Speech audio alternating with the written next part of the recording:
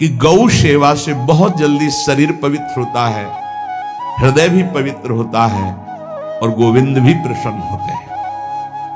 यदि गावः प्रदक्षिणेर कार्या वंदनीया ही नित्यशः मंगलायतनम दिव्याः श्रेष्ठास्त्वेता स्वयंभुवा।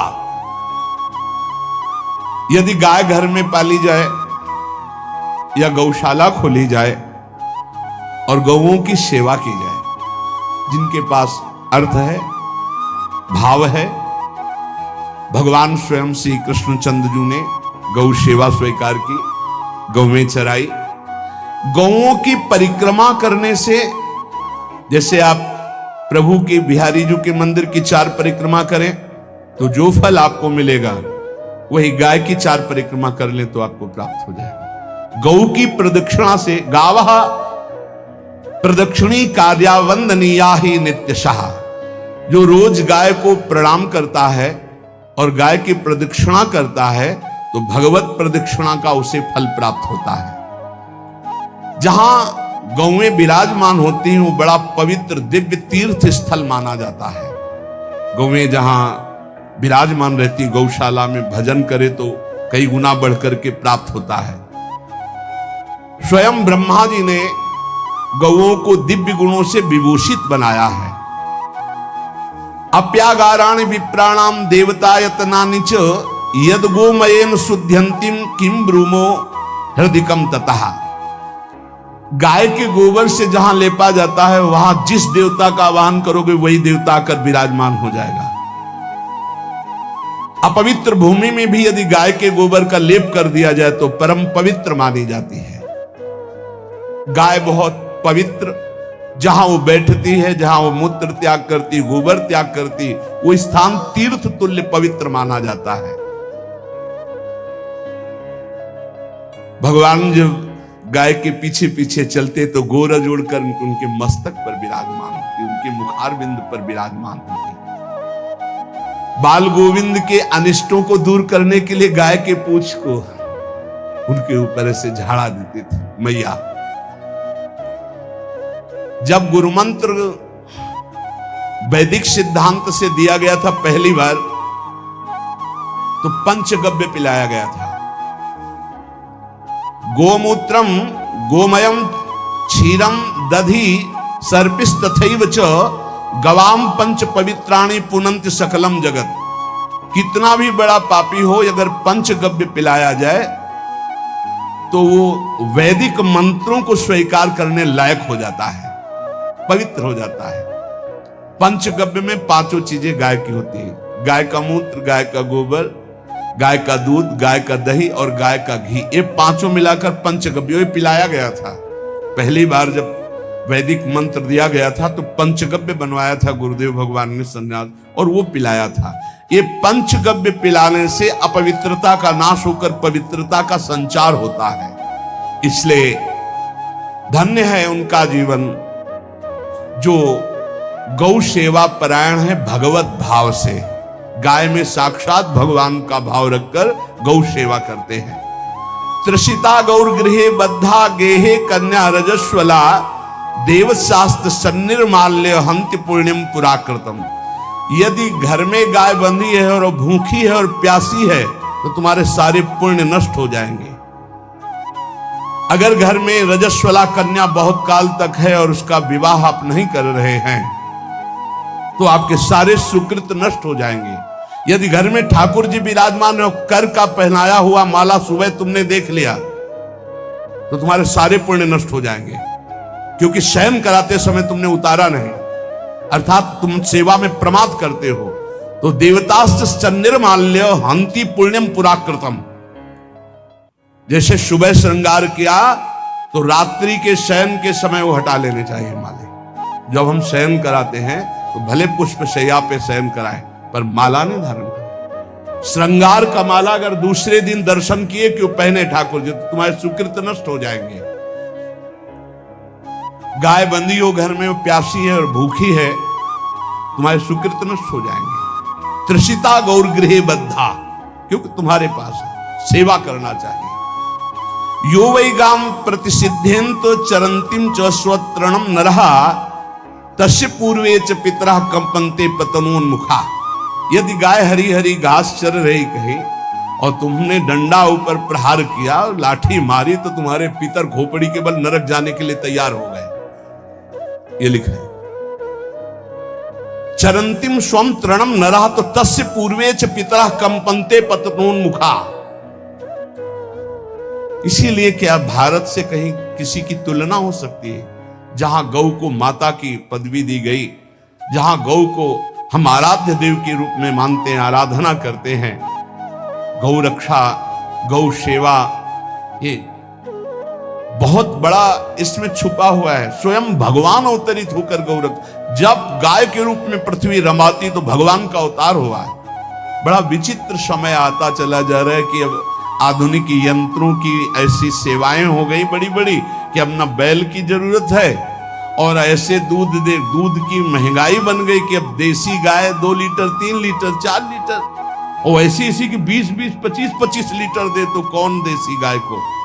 गौओं का सेवा का भावना शास्त्र आज्ञा करता है कि जो प्रतिदिन अग्रग्रासे परोभावा कर्तव्यो भक्ति तोन्वहम अकृत्वा स्वयं आहारम कुर्वम नापनोति दुर्गतिम। जे ही तुम्हारे गृहस्थ में घरों में पहले होता था, अब तो भगवान जाने, जे ही पहली रोटी तवा में गई तो वो निकाल करके पक्की रखी जाती थी गौग्रास के लिए, पहला रसोई में। तो इसमें लिखा प्रतिदिन स्वभोजनम, पहले स्वयं भोजन न करके गाय के लिए ग्रास निकालना चाहिए। तो जिनके पास अर्थव्यवस्था जो गृहस्थ धर्म में है या जिनके पास अर्थ है, कुछ रोज 1 रुपया निकालो। हम कह रहे रोज निकालो तो महीने में 30 रुपया होते। 30 रुपया में एक गाय को हरी घास तो एक टाइम पवा ही सकते हो ना, बहुत नहीं है तो 1-1 रुपया निकाल के अगर एक गाय को चारा दोगे तो एक बार का भोजन तो हो ही सकता है। 30 रुपया में हरी घास जाकर उसके दावा एक बार तो पवा दोगे ना। अग्रग्रासे परोभावा कर्तव्य भक्ति तोन्वहम, भक्ति पूर्वक गाय को 1 ग्रास भोजन में 1 रोटी तो निकालना चाहिए गाय के लिए, ऐसा शास्त्र आज्ञा कहता है। जो ऐसा करता है तो अकृत्वा स्वयमाहारम कुर्वन् नाप्नोति दुर्गतिम, अपने आहार से 1 रोटी निकालकर गाय को देता है और स्वयं 3 रोटी भले पाले 1 रोटी गाय को दे दी तो बोले उसकी दुर्गति नहीं होगी, अर्थात उसके अंदर भाव बढ़ता चला जाएगा वो भगवान की भक्ति में। और तेनाग्नयो हुता सम्यक पितरश्चापि तर्पिताः देवास् पूजितास्तेन यो ददाति गवान्हिकम। जो प्रतिदिन गौग्रास निकालता है, अर्पित करता है, तो उसको अग्निहोत्र करने का फल मिलता है, उसके पितरों को तृप्ति मिलती है और समस्त देवताओं के पूजन का फल मिल जाता है जो गौग्रास निकालता है। यो वै ताड्यते यष्ट्याधेनुम मर्त्यो विमूढ़धि। जो मूर्ख मनुष्य, जैसे अब गाय दूध नहीं दे रही, मार डंडे डंडे मार रहे हैं, इंजेक्शन लगा रहे हैं, ऐसे वैसे कर रहे हैं, उसको ताड़ना दे रहे हैं। तो बोले जो मूढ़ बुद्धि मूर्ख मनुष्य, यो वै ताड्यते यष्ट्याधेनुम मर्त्यो विमूढ़धि, वो गाय को लाठी से मारता है, डंडे से मारता है, हाथों से मारता है, तो धर्मराजस्य नगरेशा याति करवर्जिताः। धर्मराज जी पहले अपने नरक में ले जा करके उसके कहते थोड़े थोड़े तिल तिल करके पहले इसके हाथ काटो, मरना है नहीं वहां, अब आराम आराम से थोड़े थोड़े पहले हाथ वर्जिताः, इन्हीं हाथों से गाय को मारा था ना, वैसे थोड़ा थोड़ा काटा जाता है उसके हाथ। कर वर्जिता, उसके दोनों हाथ काट करके थोड़े थोड़े। यो वै दंसान वारयति तस्य पूर्वे कृतार्थ काः नृत्यंत सवादिस्मास् तरिष्यति भाग्यवान। जो गौ के शरीर को स्नान कराता है, गौ के शरीर को कीट आदि से मच्छर आदि से रक्षा करता है और खूब अच्छा अच्छा पदार्थ गौ, केवल दूध के लोभ से नहीं, ये हम गौ सेवा की बात कर रहे हैं। ये कि नहीं वहां 10 लीटर दूध देती तो हाथ फेरो, जब दूध नहीं देती है तो चारा भी ठीक से नहीं दे रहे और उसके ये स्वार्थी हो, गौ सेवा का बात नहीं। वो दूध का लोभी केवल व्यापार की बात करता है। गौ सेवा का तात्पर्य है गौ सेवा केवल, खूब बछड़े को पिला दिया प्रसाद रूप से जो दूध मिला उसका अपने सेवन की, वो बात तो अलग है। अब बछड़े को तो जरा सा केवल पिन्हाने के लिए कर दिया और खूब सारा दूध लीटर में नाप करके जा रहा है, और उस समय तक तो खवाओ पियाओगे ही खूब अच्छे से। उसके बाद जब दूध देना बंद किया तो उसका आदर सत्कार खत्म, खोल के बाहर ऐसे वो प्लास्टिक खाते घूम रही है, तो ये गौ सेवा नहीं मानी जाएगी, वो स्वार्थ पूर्ति मानी जाएगी। जो सदैव गौ सेवा करता है, उसके डांस मच्छर हटाता है, स्नान कराता है, पीठ में हाथ फेरता है, उसके पूर्वज जो पितर होते हैं वो नाच पड़ते हैं, उनका मंगल होना शुरू हो जाता है कि हमारे वंश में गौ सेवक पैदा हुआ, बड़ा भाग्यवान है और वो गौ के द्वारा हमें तार देगा, ऐसा भाव। गौ सेवा हमारे सनातन धर्म में बहुत बड़ा स्थान गौ सेवा का है। पर एक बात ध्यान रखें, इन सब सेवा का फल है भगवान के चिंतन में निरंतर वृत्ति डूब जाए। हमारी एक एक वृत्ति, एक एक क्षण भगवान के चिंतन में डूब जाए। अगर नहीं तो हम आपको उत्तर दे रहे हैं, क्या महाराज नृग जैसा कोई गौ सेवक हुआ है दानी? भागवत में पढ़ लेना, करोड़ करोड़ गायों को, करोड़ों गौशालाएं थी, एक दो नहीं। इसलिए कह रहे हैं करोड़ों शब्द कि आप उसको कहीं ज्यादा ना समझें। पृथ्वी के कोई भूमि के कण गिन सकता है, बारिश की बूंदे गिन सकता है, लेकिन महाराज नृग की गौएं जितनी दान की गई वो गिनी नहीं जा सकती थी, ऐसा वर्णन आता है। अरबों अर्बुद गौओं की सब स्वर्ण से अभिषिक्त करके ब्राह्मणों को दान करना।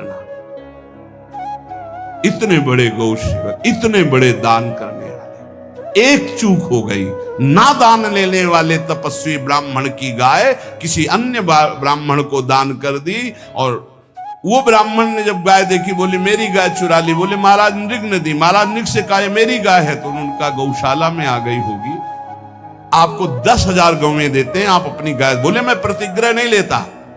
जिसने दान लिया था उसने कहा गाय यही लेके जाऊंगा, तो उनका आप गाय छोड़ दीजिए, आपको 10,000 गाय देते। बोले नहीं लूंगा। बस अनजाने के अपराध ने गिरगिट बना दिया था, कुएं का गिरगिट। पर भगवान बड़े कृपालु हैं, गौ सेवक थे, इसलिए गोविंद द्वारिकाधीश जी ने उनका उद्धार किया। सब साधन का फल है अच्युत भावना से युक्त होकर, भगवत भावना से युक्त होकर निरंतर भजन करते हुए सेवा परायण रहो, चराचर जगत की सेवा परायण रहो। भजन करना ही सबसे बड़ा परम धर्म है।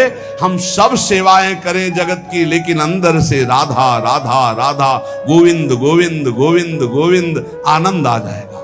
तन से सेवा करो, मन से भगवान के चिंतन, मामनुष्मर युद्धते, भगवान के चिंतन में रहो। सेवा और व्यापार में अंतर होता है।